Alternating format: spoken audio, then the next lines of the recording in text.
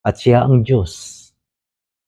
Pangalawa, argument from order. Ang universe ay napakaayos. Hindi ito produkto ng aksidente. Pangatlo, desire for infinite.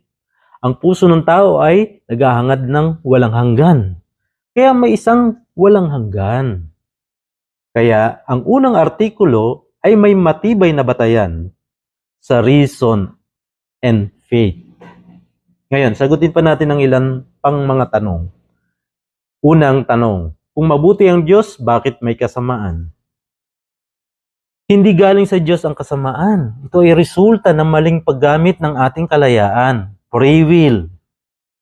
Question number 2. Kung makapangyarihan ang Diyos, kaya ba niyang gumawa ng kasalanan? Sagot, hindi. Dahil ang kasalanan ay kakulangan ng kabutihan. Sa Diyos, walang kakulangan. Question number 3. Bakit tinawag na Ama, hindi Ina? Ang sagot po, ang Diyos ay walang kasarian. Ang titulo ay nagpapakita ng relasyon, hindi pisikal na kasarian.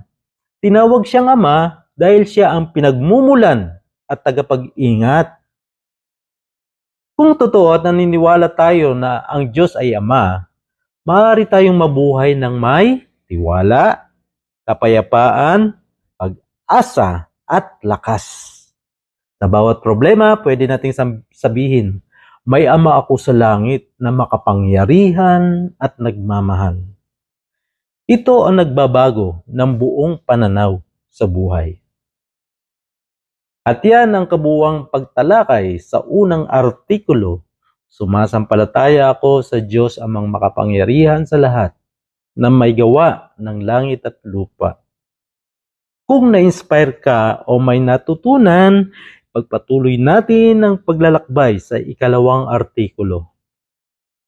Maraming salamat at naway patuloy tayong gabayan ng Diyos Ama, ang ating lumikha at nagmamahal magpakailanman. Sa ngalan ng Ama, Anak at ng Espiritu Santo. Amen.